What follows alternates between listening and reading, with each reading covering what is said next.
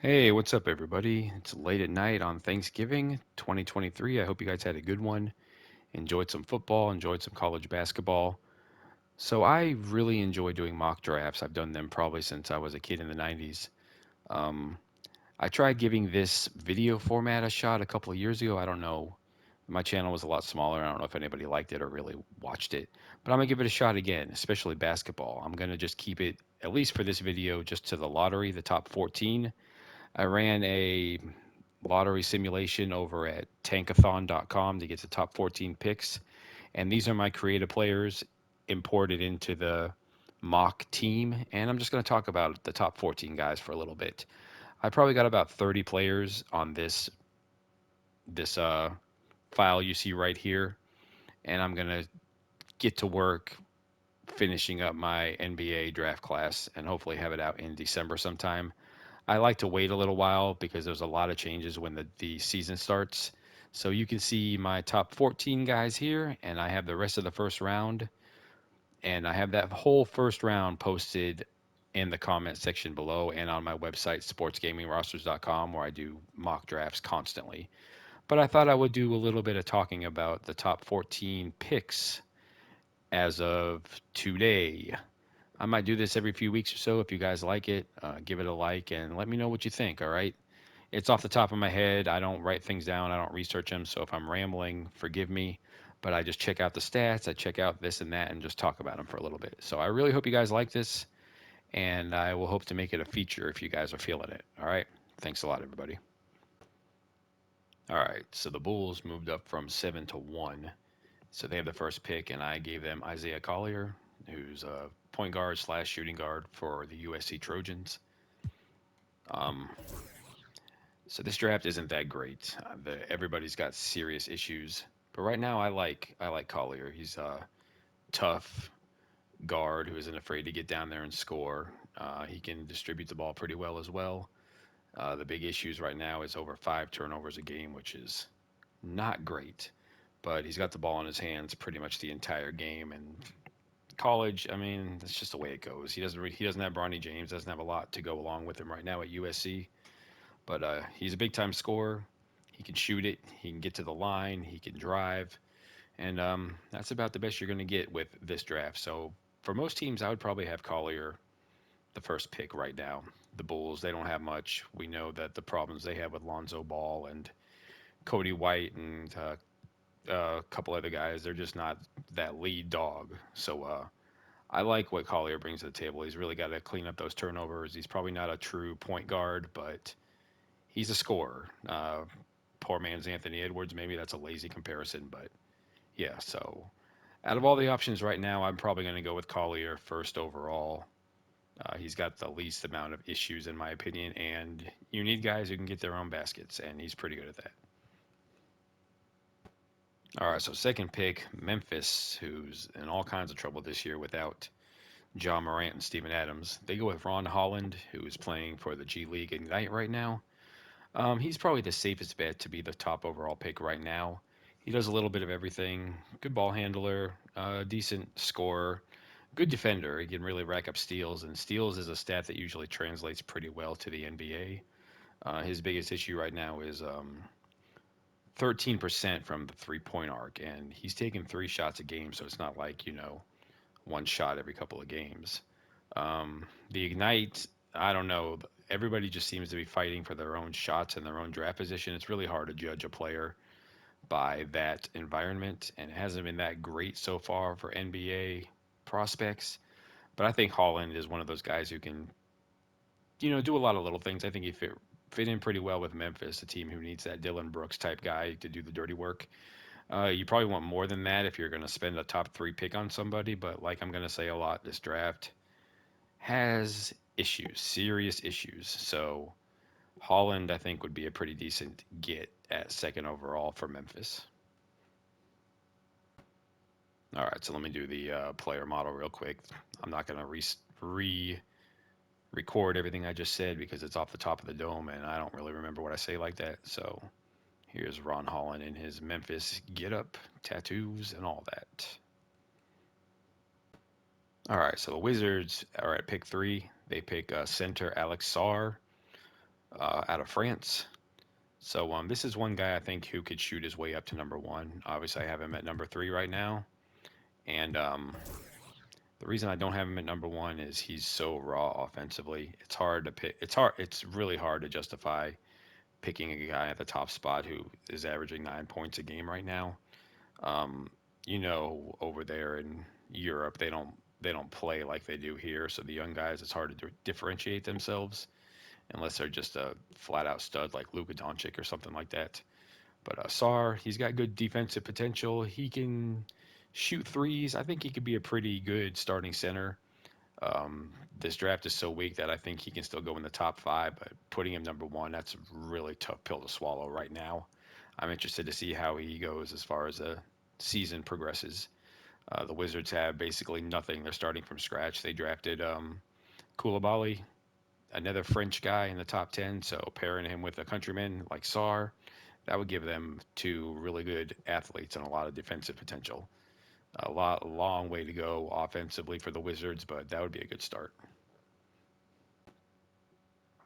All right, so the forever terrible Pistons are picking four, and I got them taking Matas Buzelis, um, American by the way of Lithuania, I think, but he grew up here in the States, and he's an American citizen, so I got him as USA. He is playing for the G League Ignite, though he has not played yet this year. For some reason, information as to why he hasn't played has been sketchy. I've searched a lot of sites and it doesn't really give any information. But yeah, so I'm looking forward to seeing how he plays. He's probably the best shooter as far as the top five guys go. Um, the G League Ignite website has him listed at 6'10", 209. And unless he's bulked up from the footage I've watched, that's really generous. I don't see how he's over 200 pounds. But good length, a good shooter. The Pistons need a guy who can create his offense like that, who can shoot. They have quite a few inefficient ball handling, driving players, and on top of everything else they need, I think this guy would be a pretty good fit for them. All right, Spurs are picking fifth, and I got them with Tyrese Proctor, an actual upperclassman. Well, I guess a sophomore would be an upperclassman from Duke. He's really improved from his freshman season. He brings a lot to the table. If he was a better athlete, I would seriously consider him as the first overall pick. And when's the last time a sophomore has been the first overall pick? I can't remember. It's always a freshman or a European player. But he's really stepped up his game. Good ball handler, good defender, pretty much does everything pretty well. Developing shooting. He's shooting a lot better this year than he was last year. Like I said, not the best athlete, but he can definitely play point guard at the NBA level. Um, if you've watched any Spurs games, which you probably have since they've been on ESPN quite a bit, they're running like Jeremy Sochan at point guard. They do not have a point guard, and it's really made the team a mess. Wembanyama's had to be like the de facto point guard quite a bit, and that's not going to work out. So the Spurs need to address that position in the worst way, and I like Proctor as a fit a lot for that team.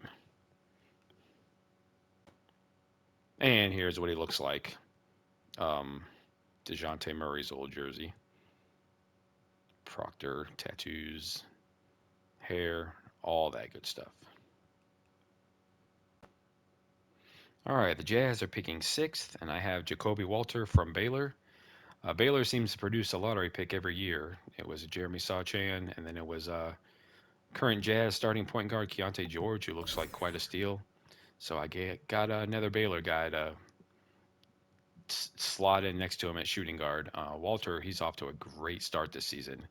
That 3-and-D guy everybody seems to like. He's really knocking the 3-point shot down. What is it, 42% off 6 attempts a game, steal and a half, a 20-point per game score. He's really getting the job done so far. It's early, but the other Baylor guys, Kendall Brown, I thought was a good prospect a couple years ago. They didn't quite do it. Keontae George struggled a little bit, but Jacoby Walter, he's really coming out on fire, and I would not be surprised if he ends up in the top five, especially if he continues to do what he's doing. The NBA is always every team needs guys who can get their own buckets and chip in on defense. All right, so the Portland Trailblazers are picking seven, and they get Justin Edwards from Kentucky. Before the season, Edwards was thought of as the safest prospect. There's no way this guy can fail. At the worst, you're going to get a guy who can do a lot of things on the court. He's really struggled to find his footing so far for a Kentucky team that's full of freshmen. Well, I guess they're not full of freshmen. They actually have a couple upperclassmen, but he's been up and down. He's disappeared quite a few games, really not chipping in much of anything. He's struggling with his jump shot. Um, I still like him. I still like him as a decent scorer and a solid rebounder and a defender who works hard at the small forward position. And the NBA is full of fantastic small forwards, so you really need a guy who can hold his own on defense. But right now, he just kind of looks like a guy, and we've seen that before. You know, Jalen Johnsons, AJ Griffins of the world, the guys who were thought of as high prospects who just didn't really do much as freshmen and fell down the board. I'm not trying to overreact over a few games, so I have him sitting at what is it, number 7 right now. But he could definitely fall if he doesn't pick up his game in a hurry.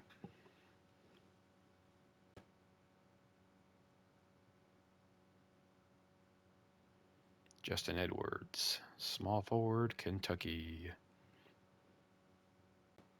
All right, Charlotte, pick number 8. They have Stephon Castle, shooting guard from Connecticut.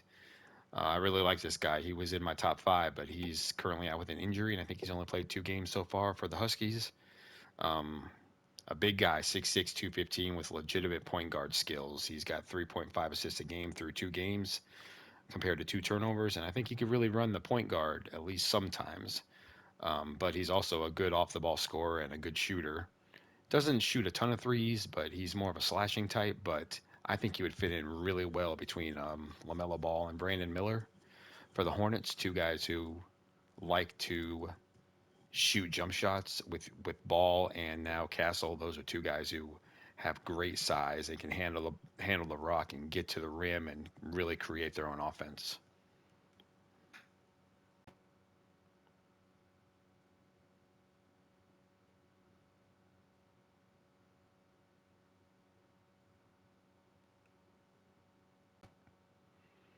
All right, the Rockets pick ninth. They have Brooklyn's first round pick.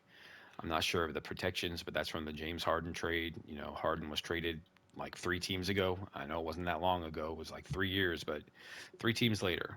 So they have, and I looked this up on pronouncednames.com to try to get it right, Zachary Risache. We will see if it was correct or not. But yeah, they got that guy, yet another player from France. The third one I have in the top. No, no, no, second. But there's 3 in this first round of my mock. So yeah, and yet another guy from France. They're producing athletes like nobody's business these days. Yet another guy, like a lot of these young players, struggles with his jump shot, but is very active on defense and can handle the rock some.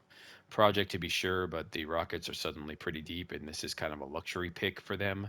So this is a guy who can develop and take over for Dylan Brooks when his contract runs out. All right, so Portland also has the 10th pick. This one coming from the suddenly free falling Golden State Warriors. I'm not sure what the protections are on that pick, but it's probably top 3.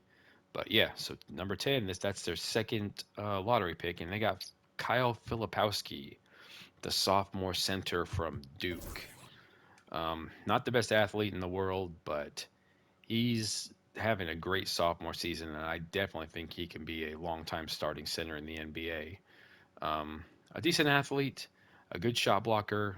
He can score in a variety of ways out to the three-point line. He does a lot of good things well. Not an elite rebounder and definitely not an elite athlete, but he plays well, doesn't turn the ball over, and like I said, I think he's got good long-term potential. Who knows if Portland's going to stick with DeAndre Ayton or anything really? They just need guys, and I like Filipowski as a late lottery pick. I might be higher on him than a lot of other people, but I think he's going to be a solid pro. So the Thunder, the envy of every general manager in the entire NBA, is picking 11th. This pick is from the Los Angeles Clippers. The Thunder are having a fantastic season and own about 75,000 draft picks in the next few years. So they're definitely going to have a lot of decisions on their hands. So I have them choosing, if I say this right, Izan Almansa, Spanish big man who's currently playing for the Ignite. He's had an interesting career so far. He played for Real Madrid, their under 18 team. Then he came to the States and played in the Overtime Elite League, the same one that the Thompson twins played in last year. And now he is, excuse me, and now he is playing for a season in the G League for the Ignite before he's eligible to be drafted. He's very talented, but he's had a real hard time finding his footing on the Ignite. Like I said before, it's full of prospects trying to get their shots up and improve their draft stock, so it can be a real mess sometimes. So he's not shooting the ball well, but fortunately, and why I still have him in my lottery, he does a lot of other things well, especially when he doesn't get his number called on offense. Good rebounder, pretty good defender, very active, and he can find the open man. 2 assists per game on very limited touches. Project to be sure, but the Thunder are so deep. But they could use one of those big men to do the dirty work. I think this would be a good fit and a player that they can develop. With the 12th pick, the Spurs have a second lottery pick. This one is from the Toronto Raptors. I have Nikola Topic, a guard from Serbia. I believe a requisite to be an athlete in Serbia, at least a basketball player, your first name has to be Nikola. You got Jokic, you got Jovic, now you got Topic. Six foot six, 205 pound, pure point guard. Can really find the open man. He's got 6 assists a game, three turnovers, so a decent 2-to-1 assist to turnover ratio. Can definitely play point guard at the NBA level with that size. A good 2 point scorer with a developing 3 point shot. Excuse me. So I have the Spurs kind of doubling up on these big point guards, interchangeable point guard, shooting guard.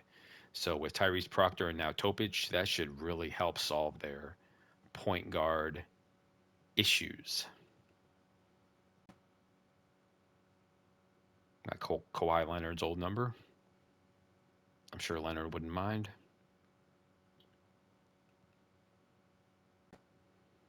So with the 13th pick, I have Atlanta Hawks taking Cody Williams from Colorado. This is the younger brother of current Thunder's up and coming stud Jalen Williams, the guard, not the big man. I really like Williams. He's one of my favorite athletes in this class. He's most definitely a work in progress right now, especially scoring. But he's big, he's lanky, he can really get to the rim, a good ball handler, and a solid defender. This is one guy I think as the season goes on and he gets more acclimated to the college game, he can really shoot up as far as maybe the top five and even higher than that. The Hawks often just go with the best available freshmen and develop them over a few years to get them into the rotation. It worked for Jalen Johnson and AJ Griffin, and Williams is the next guy. The Pelicans are picking 14th, and this is Kel'el Ware, sophomore center from Indiana. This guy is like the best case scenario as far as transfers go, and proof that sometimes fit is everything. He was a high recruit for Oregon last year and looked lost. He didn't really do much at all. Decided to move on to Indiana, and it's only been 5 games, but he looks like a totally different player. He's been a stud offensively, rebounding the ball, blocking shots, even hitting some 3 pointers. He looks like a definite Big Ten Player of the Year candidate right now. A good athlete, a good shooter, a good shot blocker, everything you look for in a modern day center. He could definitely rise if he continues to do what he's doing, and would be a good replacement for Jonas Valanciunas in a couple of years in New Orleans.